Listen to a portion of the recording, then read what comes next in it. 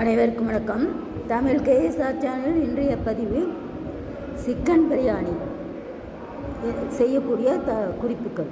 அதுக்கு தேவையான பொருட்கள் என்னென்னு பார்த்தீங்கன்னா, உங்கள் வீட்டினுடைய அளவுக்கு தகுந்த மாதிரி எடுத்துக்கொள்ளலாம். ஆனால் இதில் நாம் சொல்லப்பட்டிருக்கின்ற முறை சிக்கன் 1/2 கிலோ, பாஸ்மதி அரிசி 1/2 கிலோ, அரை மணி நேரம் ஊற வைத்தது, தயிர் 1/2 கப், இஞ்சி பூண்டு விழுது 2 ஸ்பூன், பெரிய வெங்காயம் 3, தக்காளி 2, பச்சை மிளகாய் தேவைக்கு ஏற்ப, புதினா கொத்தமல்லி 1 கைப்பிடி அளவு, ஏலக்காய், பட்டை, கிராம்பு, பிரியாணி இலை தலா 2, மிளகாய்த்தூள், கொத்தமல்லி தூள், பிரியாணி மசாலா தலா 1 டீஸ்பூன், எண்ணெய், நெய் தேவைக்கு ஏற்ப, உப்பு தேவையான அளவு.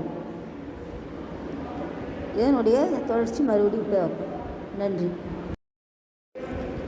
சிக்கன் பிரியாணி தேவையான பொருட்கள் குறிப்புகளை பார்த்தோம். அடுத்தது செய்முறை விளக்கம். ஊற வைத்தல். பாஸ்மதி அரிசியை நன்கு கழுவி அரை மணி நேரம் ஊற வைக்கவும். சிக்கனுடன் தயிர், இஞ்சி பூண்டு விழுது, மிளகாய்த்தூள், உப்பு சேர்த்தது அரை மணி நேரம் முதல் 1 மணி நேரம் வரை ஊற வைக்கவும். அடுத்தது வதக்குதல்.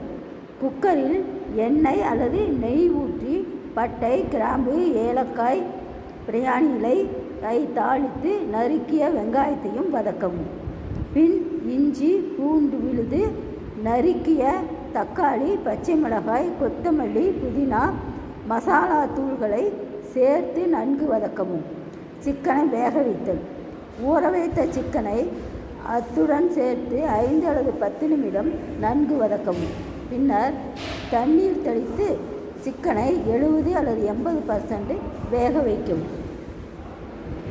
அரிசியை சமைத்தல். ஒரு பாத்திரத்தில் தண்ணீரை கொதிக்க வைத்து ஊற வைத்த அரிசியை போட்டு 90% வேக வைத்து வடித்து எடுக்கவும்.